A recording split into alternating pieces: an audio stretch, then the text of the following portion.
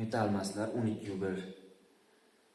147 gram bertolli tuzi parchalana boshlaganda katalizator qo'shildi. Reaksiya natijasida ekvivalent nisbatda tuzlar aralashmasi hosil bo'ldi. Ajralgan kislorod miqdorini hisoblang. Hop. Bertolli tuzi birinchi katalizatorsiz parchalangan.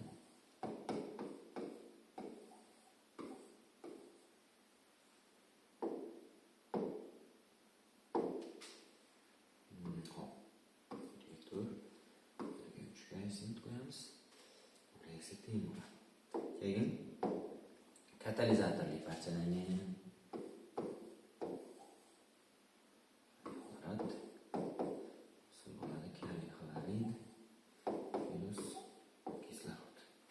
Mana shu holatda 147 gram bertolli tuzi parchalangan.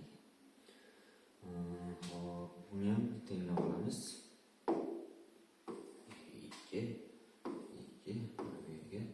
3 qo'yamiz. Bu holatda hosil bo'lgan kaliy xlorid va mana bu perxlorid bir-biriga teng.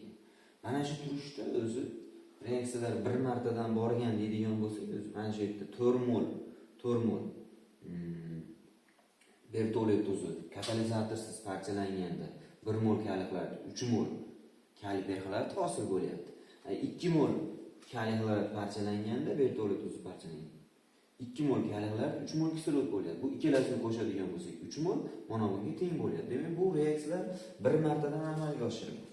Bu bir martadan amalga oshganda bu yerda 490 gram bertolli tuzi parchalanyapti. Bu yerda 245 gram bertolli tuzi parchalanyapti. Va 3 mol kislorod hosil bo'lyapti.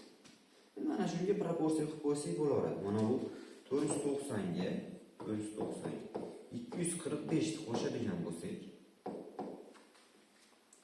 490 ga 245 ni qo'shadigan bo'lsak, 735 bo'ladi.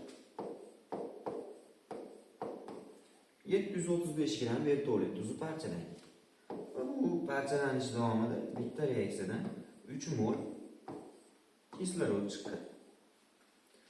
Masalada berilgan mana bu 147 gram bertolli tuzi parchalangan bo'lsa, qancha kislorod chiqadi deymiz.